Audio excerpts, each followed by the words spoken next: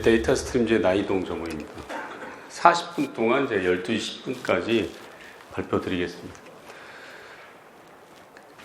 제가 발표 드릴 내용은 모던 데이터 아키텍처, 앞에서 디노더에서 비슷한 이야기를 했었는데 제가 조금 더 인텐시브하게 정리를 해서 말씀을 한번 드리도록 그렇게 하겠습니다. 데이터 스트림즈는 우리나라 데이터 관련 이 소프트웨어 회사 중에 21년 동안 1위입니다. 그래서 저희 때문에 데이터 통합 툴들이 그리고 글로벌 회사들이 많이 저희와 같이 한국 소프트웨어로 많이 변환되는 그런 일들이 있었고요. 그래서 많이 아실 거라고 생각합니다. 그래서 저희가 제품보다는 최근에 일어나고 있는 데이터와 관련된 여러 가지 일들이 있죠. 방금 말씀드렸던 버티카가 말씀드린 레이크하우스나 또는 이제 그 이전에 했던 데이터 패브릭, 데이터 메쉬, 그리고 저희가 EDW 열심히 했는데, 그리고 데이터 레이크 열심히 했는데, 뭘 더 해야 되지? 뭐 이런 거 있지 않습니까? 그리고 왜 자꾸 이 데이터와 관련된 벤더나 컨설팅 회사나 그리고 또 다른 글로벌 리서치 펌들이 이런 여러 가지 일들 이야기하는 건지, 그거를 제가 좀 이렇게 정리를 좀 해봤습니다. 그래서 그런 내용을 설명드리도록 하겠습니다. 핵심은 시작하기 전에 데이터 이코시스템이라는 걸 먼저 생각하셨으면 좋겠습니다. 그러니까 예전에는 저희가 데이터베이스 하면 오라클만을 생각하면 됐거든요. 그리고 20년 전에 저도 이화식 선배님의 대용량 데이터 튜닝 그 책 열심히 봤거든요.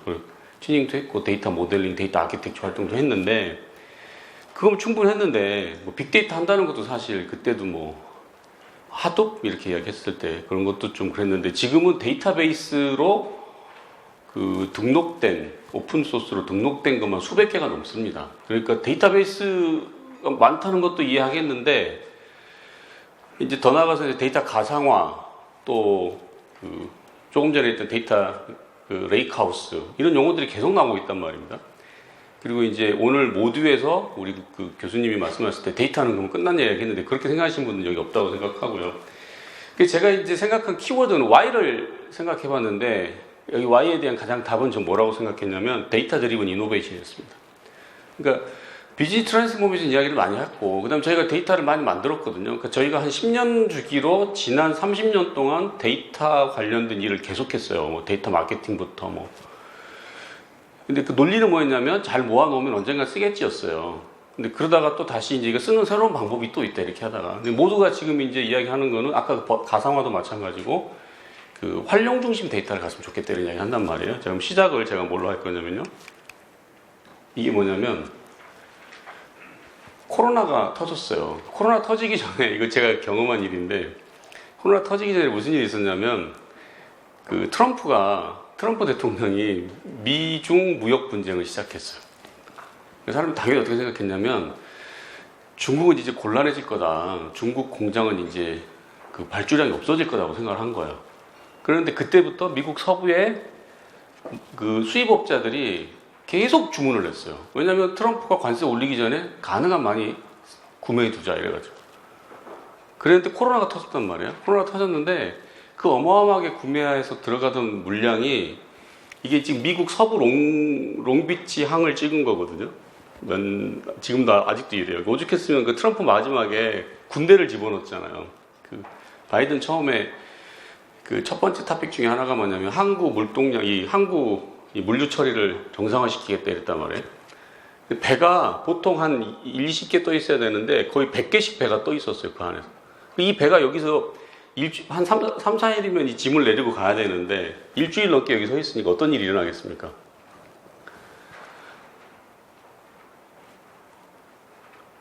그동안 사람들이 생각했던 정상적인 상식의 서플라이 체인 매니지먼트는 다 무너져 버린 거예요.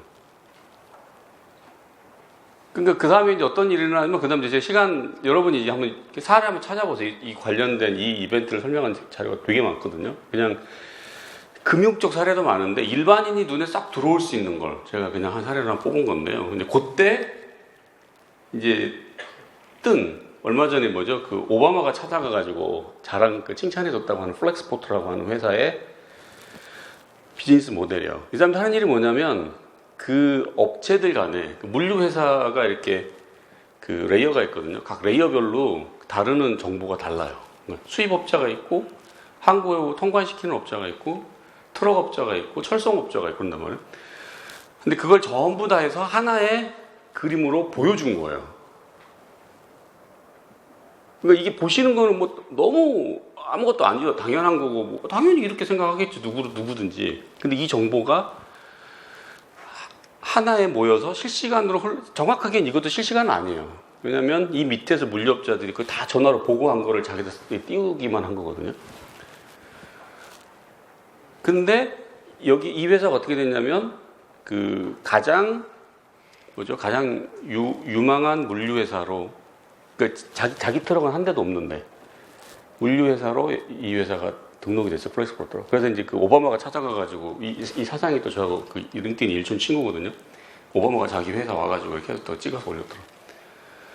근데 오바마가 가서 뭐라 했냐면 그 미국의 경제 성장에 가장 그 공헌한 회사다라고 인정을 해줬다는 거예요. 여기서 볼 수 있는 거, 이제 시간이 없으니까 제 용어로 짧게 요약을 들으면 우리는 미래를 예측할 수가 없다는 거예요. 우리가 코로나가 터질 때 무슨 일이 일어날지 몰랐어요. 그 난리가 나고 있을 때 그 많은 배가 바다로 나와서 그 포트 앞에 그렇게 떠 있을 줄은 아무도 몰랐어요. 이유는 뭐였냐면 코로나니까 작업자들이 지금 8시간 일하던 걸 한 5시간 일한 것 뿐인데 이 난리가 나는 거예요. 그렇죠? 이 상황일 때 제조회사는 어떻게 될까요? 고객은, 이 물류 서비스의 고객회사는 대표적인 데가 어디냐면 여기거든요. 이게 이제 랜드로버 제규어라고 하는 영국의 자동차 회사예요.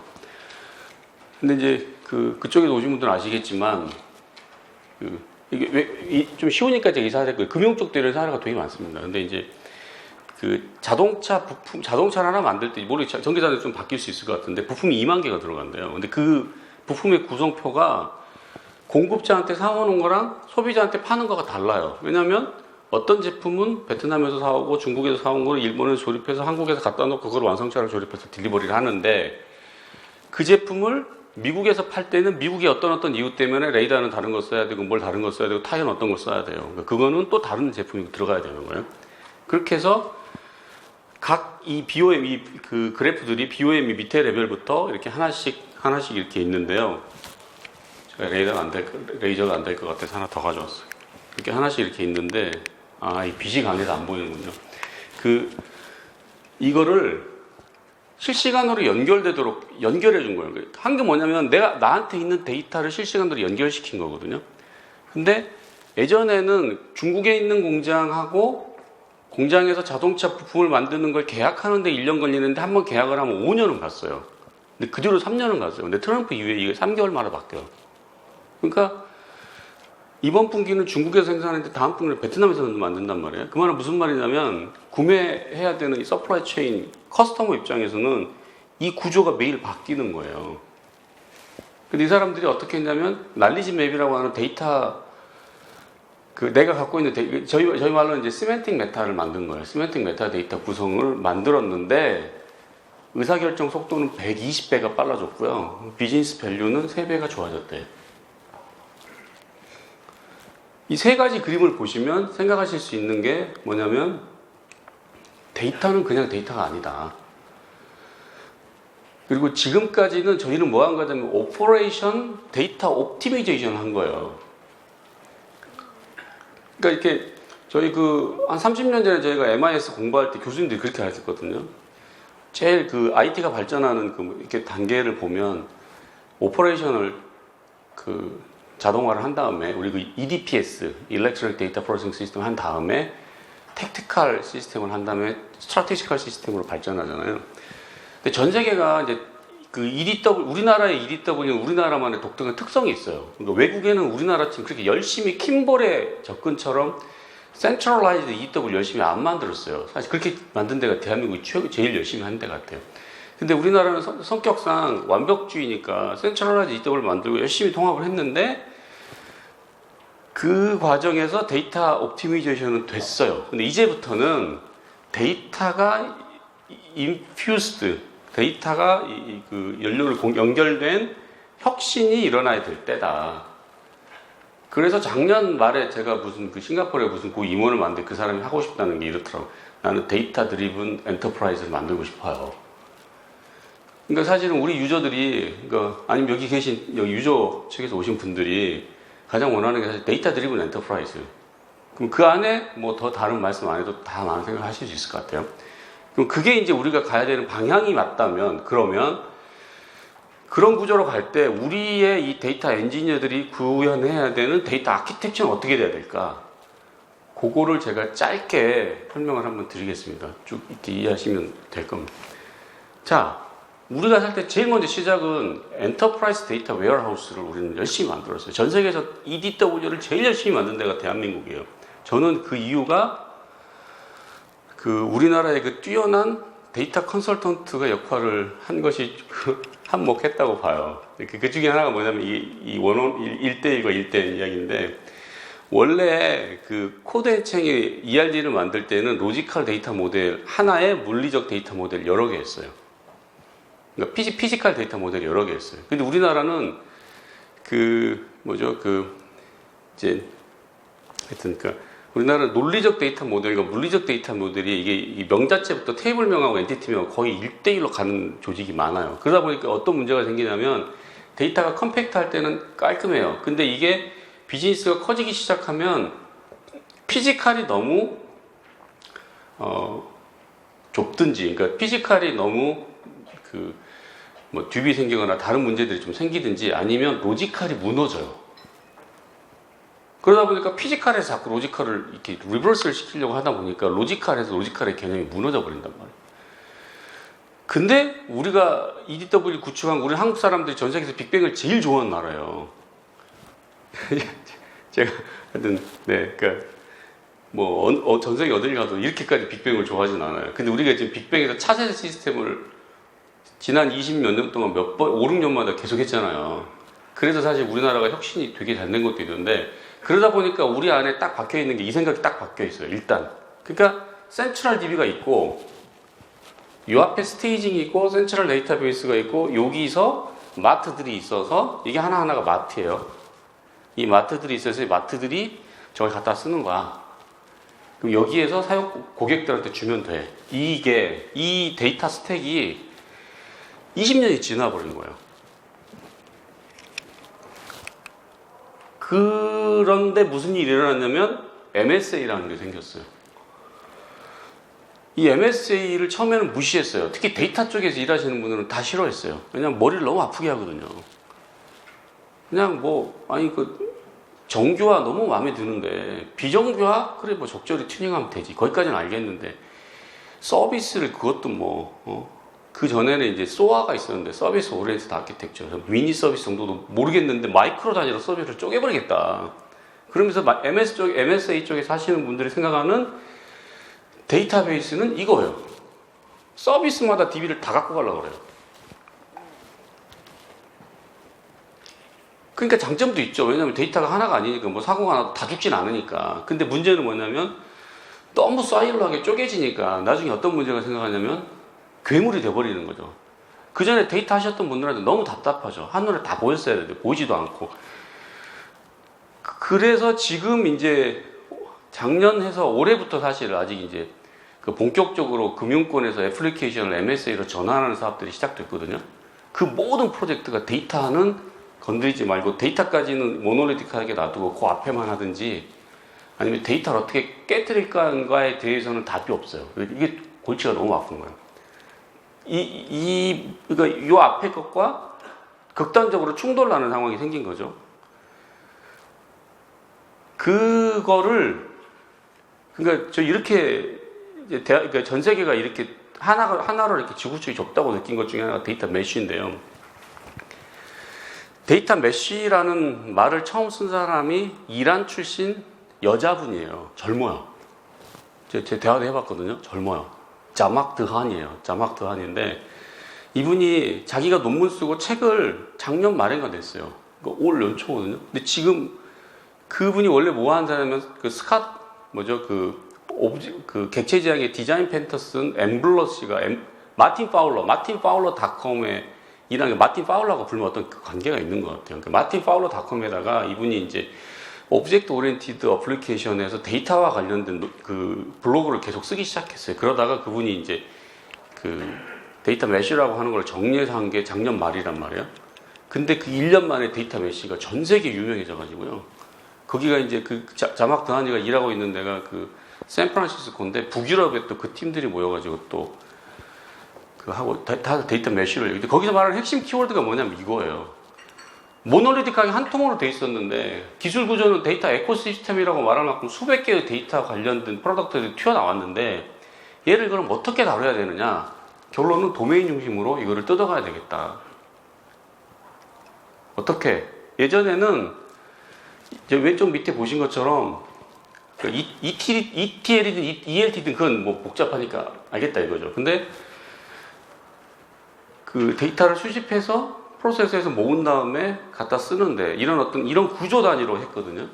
그러니까 여러분 어플리케이션 하신 분들은 이렇게 레이어 아키텍처의 한계를 아시죠? 레이어 아키텍처는 고려가 안 돼 있는 게 생기면 캐스케이드 임팩트 어널리시스가 생겨요. 뭔가 변화가 생겼을 때. 근데 실제로는 어떻게 되냐면 고객들이 뭘 쓸 때 저기서 이렇게 임팩트가 와요. 운영해 보신 분 알 거예요. EDW의 한계가 그래요. 반대로 이것 때문에 이제 그 킴볼의 킴볼과 반대했던 임모는 데이터 마트를 먼저 만들어야 된다. 이렇게 이야기했는데 데이터 마트를 임모 방식을 쓰면 EDW가 없어져 버려요. 근데 EDW를 안 하게 되면 SI 회사들이 할 사업거리가 되게 줄어들어. 그러니까 사실은 이제 우리 EDW 되게 많이 했거든요. 근데 이제 이렇게 돼요. 뭔가 변화가 일어나면 항상 이쪽에서 생겨요. 자, 그 코로나 때문에 물류망이 바뀌었다니까 물류 그 전체 플로우를 이렇게 조망하는 어떤 대시보드를 만들자. 근데 그 데이터가 안에 없어. 그런 상상을 안 해봤거든요. 우리가 우리 파트너의 그 트럭이 움직이는 시간까지 데이터를 모으지는 않았단 말이에요. 우리 공장에 갖다 주는 시간만 관리했지. 근데 그거 넣자 그러면 저기 EDW도 만들어 와야 되는데 이게 어려운 거죠, 이렇게. 그래서 이제 사람들이 생각한 네 가지 원칙이에요. 이게 이제 데이터 메쉬를 지향하는, 뭐냐면 데이터 메쉬나 혹은 데이터 허브나 데이터 패브릭이나 세 가지가 다 같은 말이에요. 뒤에서 제가 관계는 다시 정리해 드릴게요. 그러니까 그게 다 같은 말로 보시면 됩니다. 뭐 큰 차이는 없습니다. 근데 데이터 메쉬에서 지향하는 건 뭐냐면 데이터 메쉬는 약간 그 내부적으로 시작하는 거고 데이터 패브릭은 데이터 메쉬를 통해서 완성된 모양새를 보는 게 데이터 패브릭이에요. 그러니까 IBM이 지향하는 건 인텔리전트 데이터 패브릭이고 데노더가 지향하는 건 로지컬 데이터 패브릭이잖아요. 그러니까 데이터 패브릭에 이제 자기가 갖고 있는 기술을 집어넣어서 조금 더 모양을 했을 뿐 지향점은 똑같은 거예요. 근데 거기서 말하는 이제 데이터 패브릭, 데이터 메쉬에서 공통적으로 하는 게 데이터를 프로덕트처럼 하자. 이렇게 하는.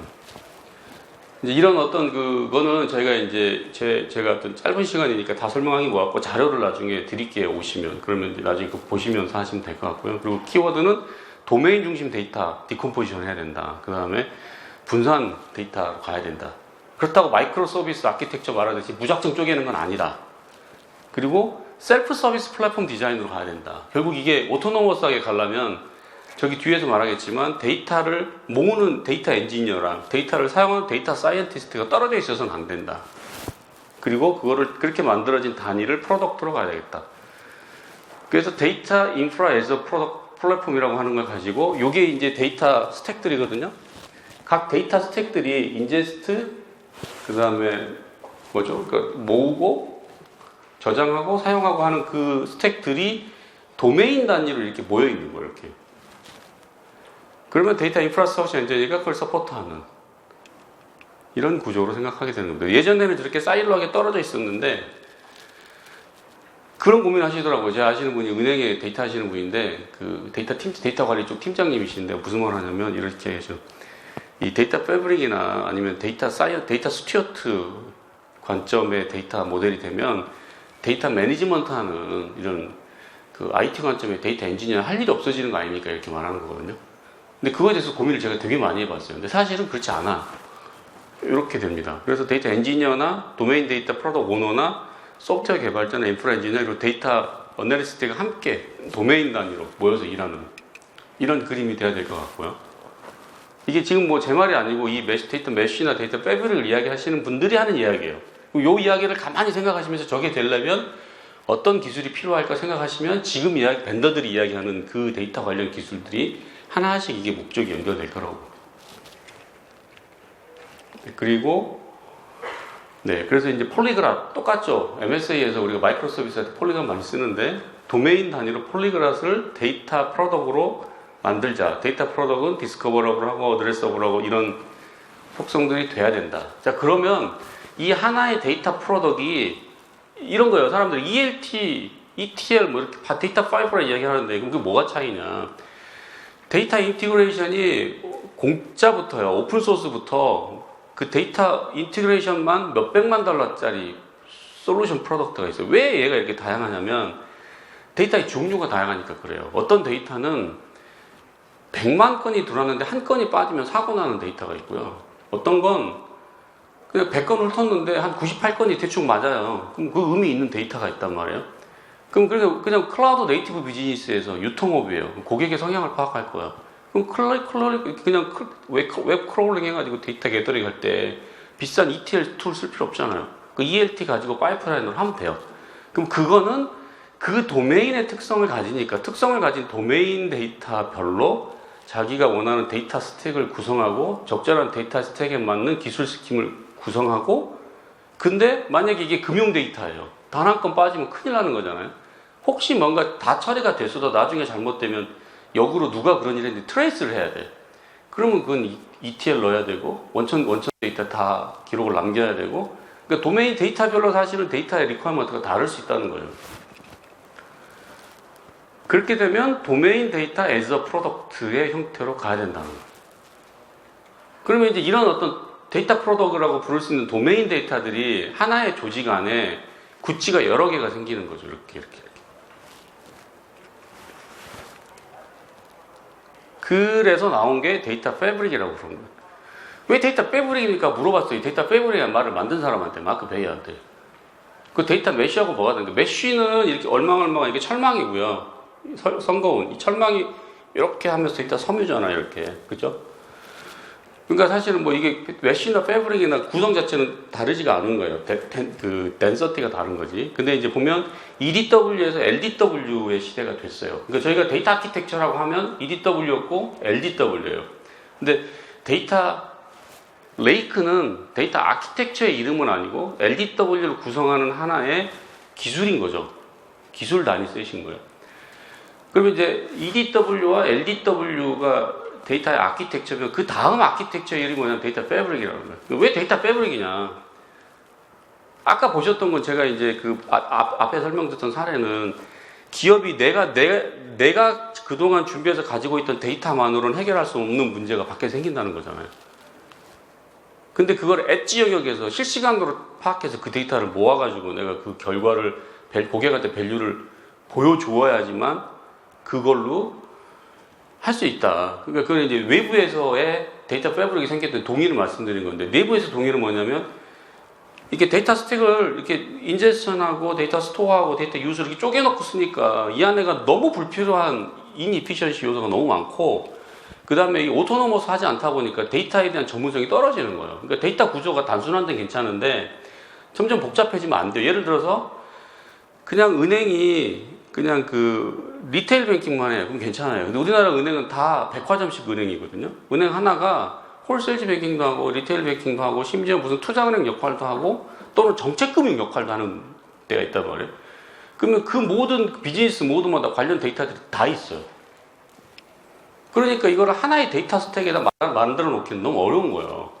그러면 이제 그 단위로 데이터의 도메인 데이터 단위로 별도 스택을 만들고 그걸 실시간으로 트레이스하고 조종하고 그 다음에 그 데이터들, 그 도메인의 데이터들을 이렇게 모아서 내가 추구하고자 하는 밸류에 대한 그 구조를 찾아내고 이런 걸 해야 되기 때문에 데이터 백으로 가야 되겠다는 거예요. 그게 이제 제가 그려보니까 이런 그림이 될 것 같아요. 굳이 보면. 그러니까 내가 처음에 이 데이터만 있으면 되는 줄 알았어요. 그래서 열심히 고민해서 그러니까 데이터 메쉬를 미는 건 컨설팅 회사가 밀어요. 근데 데이터 패브릭을 미는 거는 종합 소프트웨어 벤더가 밀어요. 그러니까 사실 의미는 같은 거예요.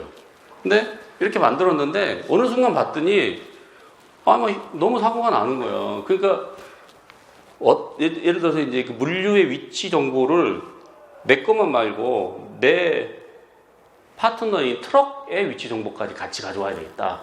그러지 않으면 이게 의미가 없겠어. 그러니까 내 기업, 이 엔터프라이즈 바운더리거든요.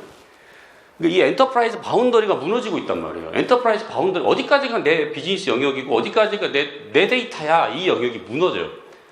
그거를 말하는 게 컴포서블 비즈니스예요. 내 비즈니스를 컴포넌트로 만들어낼 수 있는 단위가 어디냐. 그 말은 무슨 말이냐면 요 컴포서블 단위는 아웃소싱 할 수 있다는 거예요. 다른 사람이 갖고 있는 컴포서블 단위는 내가 그대로 갖다 놓고 쓸 수도 있다는 거예요. 그래서 컴포서블 어플리케이션이라는 개념이 생기는데, 그러면서 이제 엣지 컴퓨팅이라는 게 생기는 거예요. 이거를 아키텍처를 구성을 잘 만들어가지고 그때그때 이걸 뒤집어 놓고 쓰는 게 아니고, 이랬는데 트럼프가 무역 그 전쟁을 갑자기 확 바꿨어요. 그럼 필요 없어졌죠, 예를 들어서. 그러니까 그 변화가 있을 때 할 수 있는, 그러니까 엣지 컴퓨팅이나 컴포서블 어플리케이션이나 데이터 패브릭이나 데이터 메시나 MSA나 지향점이 같다는 거예요, 사실은. 가는 트렌드를 똑같이 읽고 있다는 거예요. 그래서 이제 데이터 패브릭이 있으면 이게 뭐냐면 클라우드인데요. 앞에서 이건 이야기 한 부분이니까 짧게 설명드리면, 클라우드도 결국에는 이게 클라우드 서비스 파트너거든요. 근데 클라우드 벤더는 전 세계 혼자 클라우드를 만약에 한 명이 다 가져요. 그런 세상 안 오겠죠. 그죠? 안 올 거예요. 중국이 인정 안 할 거예요. 만약에 구글은. 그죠? 그러니까 클라우드 벤더도 여러 개가 있을 거거든요. 그러다 보니까 클라우드도 이렇게 물리적인 건 떨어지지만 로지컬하게는 하나로 되는데, 그거를 연결할 수 있는, 그러니까 결국은 이제 하이브리드 클라우드가 생길 거예요. 그러니까 데이터브릭스하고 스노우플레이크가 퍼블릭 클라우드를 강조하니까 클라우드라는 하이브리드 데이터 플랫폼이다. 저희가 갖고 있는 테라원 같은 건 하이브리드 데이터 플랫폼이다. 이렇게 나온다는 거죠. 그러니까 기업 입장에서는 하이브리드 클라우드를 준비할 수밖에 없는 거예요.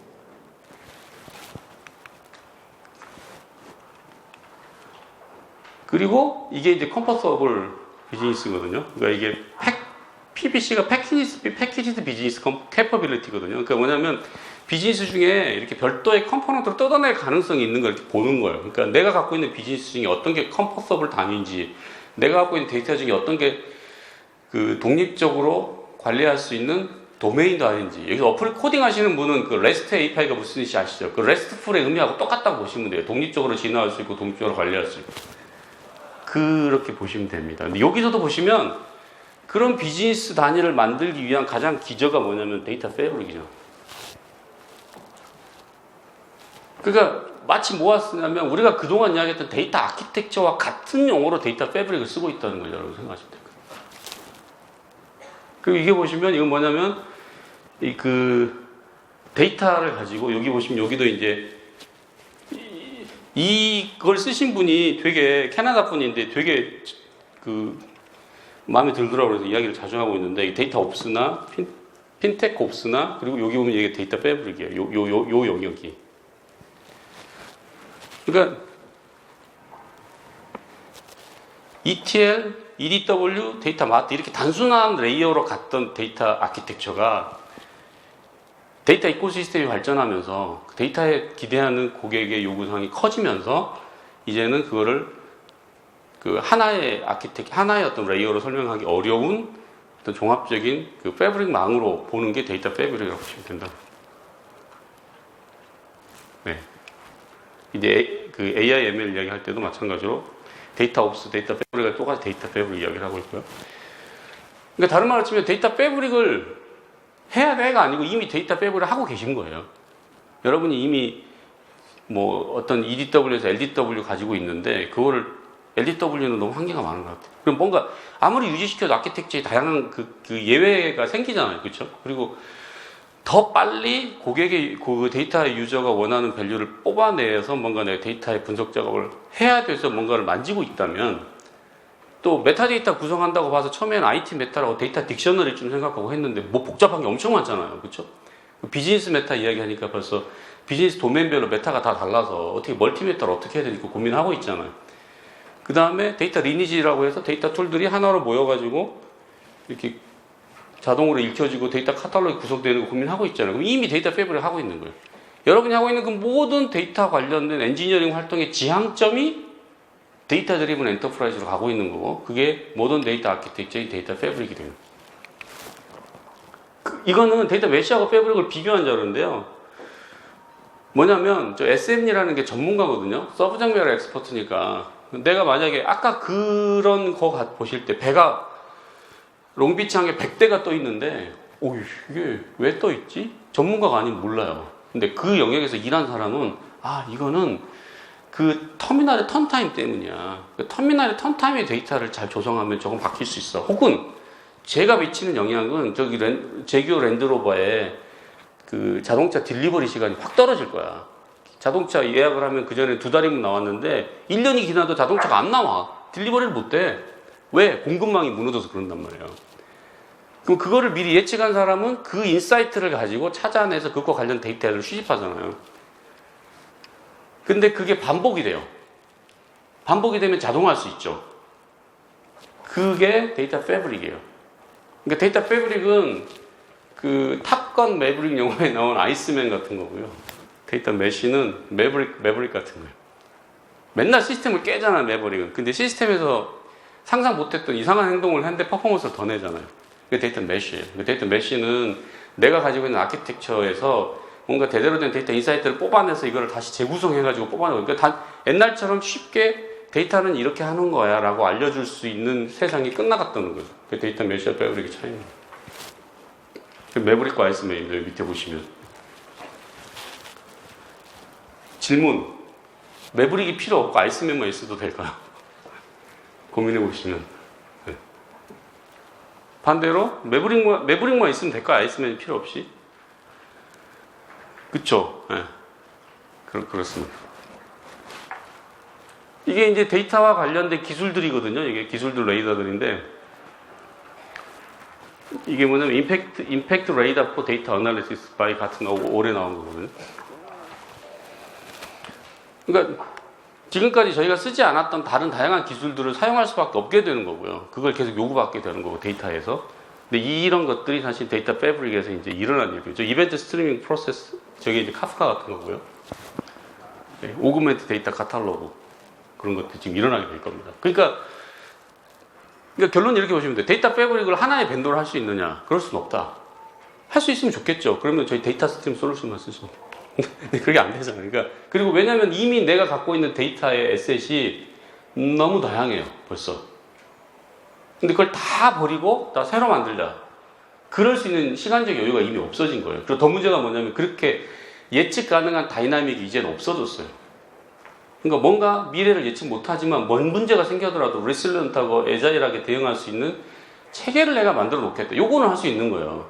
그러니까 어떻게 하냐, 내가 갖고 있는 데이터 에셋을 보고 이 이코시스템에 가능한 더 하모나이즈된 그런 어떤 기술 셋들을 하나씩 내가 준비해 나가야 된다. 그게 이제 데이터 패브릭인 겁니다. 그러니까 이 점들이 보시면 이거 하나하나가 다 뭐냐면 데이터 세트래요. 데이터. 그게 이렇게 연결되고 저렇게 연결되고 이렇게. 근데 어느 데이터셋은 내 조직 내부에 있었어요. 근데 어느 순간 보니까 외부의 데이터가 더 좋아. 그럼 외부까지 갖다 쓰는 거예요. 내 내부에 트럭의 위치 데이터가 있었는데 어느 순간 팀맵이 갖고 있는 게 더 좋아. 그럼 팀맵 데이터하고 연결해서 쓰는 거예요. 그런 세상이 지금 오고 있는 겁니다. 그러니까 이걸 무슨 서비스 메쉬 뭐 비슷하게 생각하시면 그럴 것 같습니다. 이건 저희 갖고 있는 데이터 전체 풀 프로덕트인데요. 14개인데 저희가 21년 동안 하면서 관련된 제품들이 전부 다 있습니다. 저기 가서 물어보시면. 이제 저희가 하고 싶은 게 이제 마지막에 제가 드리고 싶은 말씀 뭐였냐면, 자, 그러면 여기서 우리가 느낀 게 뭡니까? 그러면, 야, 데이터는 이제 누구 개인의 것이 아니구나. 개인의 것이 아니구나. 그러니까 데이터, 공공 데이터를 잘 활용해야 되겠다. 혹은 나한테 있는 데이터도 필요한 부분이 있으면 프로덕트 만들어서 팔아야 되겠다. 혹은 내가 만약에 그 어떤 생산업자면 나한테 부품을 조달하는 벤더나 내 물건을 사가는 고객의 데이터베이스와 연결돼야 되겠다. 연결돼야 되는 게 중요하겠다. 그러니까 데이터 패브릭 하면 데이터 연결성 이렇게 많이 이야기한단 말이에요. 어떻게 됐나? 근데 그 볼 때 이제 데이터 거버넌스부터 데이터에서 서비스 쭉 이야기하는데, 우리나라는 전 세계에서 유일하게 데이터를 공공자산으로 가장 먼저 인식한 나라예요. 왜냐하면 김대중 정부 때부터 데이터 뉴딜을 했고요. 그 정부에서 예산들을 데이터를 다 만들었단 말이에요. 그러니까 우리나라 지도는 누가 관리해요? 지적도에서 갖고 있어요. 우리나라 지도를. 그러니까 지도 사업자가 그거 지도 사와가지고 돈 내고 사와가지고 그냥 서비스 하는 거예요. 근데 미국은 누가 해요? 지도 민간업체가 해요. 민간업체가 드론 띄워가지고 자기 지도를 다 만들어요. 나부텍이라고 몇 개 있어요. 지도회사들이. 그리고 그 MC라고 마케팅 컨설팅 펌이 그 마케팅 컴퍼니라는 데가 있거든요. 뭐 하느냐, 그 사람이 개인의 정보도 모아가지고 팔아요, 그걸. 그러니까 파는 방법도 이제 그 개인정보보호법을 이제 피해가려고 신테틱 데이터라는 걸 만들어서 팔거든요. 근데 그거 이미 우리 했어요. SK DBM 그 OK캐시백 할 때 20년 전에 그 프로젝트 할 때 그거 고민했었어요. 그 집단 아이디 같은 거 만들고. 그러니까 사실은 이 데이터의 어떤 거버넌스 체계나 데이터를 국가가 관리한다든지 이런 측면에서 봤을 때 굉장히 발전적인 나라예요, 우리나라가. 근데 또 EDW 한 걸 보면 너무 뭐라 해야 되나요? 너무 획일적으로 한 거죠. 그 다양성이 없이. 그런데 뭐냐면 시장 중심 데이터 공유는 많이 뒤처지고 있다는 거예요. 근데 이게 뭐 많이 뒤처지고 있다고 보기는 저는 그렇게 생각 안 하고 오히려 여기 우리가 이제 정부나 같이 살짝 생각을 바꾸면 저희 데이터 센터 스피커들이 딴 데 가서 이야기 많이 하거든요. 그래서 이렇게 됩니다. 그래서 보시면 빅데이터 안심구역이라는 게 있어요. 그러니까 그 개인정보 보호법 문제가 안 되는 도서관 같은 데를 만들어서 여기 밖에 나가면 법이 위반이 되니까 나가지 말고 여기서 실컷 봐. 네가 원하는 데이터 정보를 만들어 들고 나가. 그 데이터 안심구역 사업이거든요. 근데 이 안심구역 사업들을 다 데이터 스트림즈 툴이 했어요. 3개 다. 성공한 게. 그러니까 사실은 저희 어떤 걸 보시든 가상화를 보든 뭐 또 아니면 저 아까 그 레이크하우스를 보시든 데이터 스트림즈가 그런 솔루션을 갖고 있다는 거고요. 같은 날에 등재된 데이터 전문 기업이거든. 여기까지 저 말씀드리고 제가 이제 데이터 아키텍처 일어나는 여러 그 움직임들이 있는데 그 움직임들이 왜 이런 일들을 이 사람들은 하고 있지가 이해가 안 되면 그 다음 방향을 예측할 수가 없잖아요. 그런 측면에서 제가 왜를 설명하는 관점으로 설명을 드렸고 부족한 부분이 있으시면 저기 볼 수 있으니까 오셔가지고 좀 많이 물어봐 주시고 하시면 저희가 자세히 설명을 드리겠습니다. 각 그 데이터 거버넌스나 데이터 패브릭이나 데이터 인테그레이션별로 각각 그 질문 단위로 여러 가지 솔루션들이 있습니다. 네, 수고하셨습니다.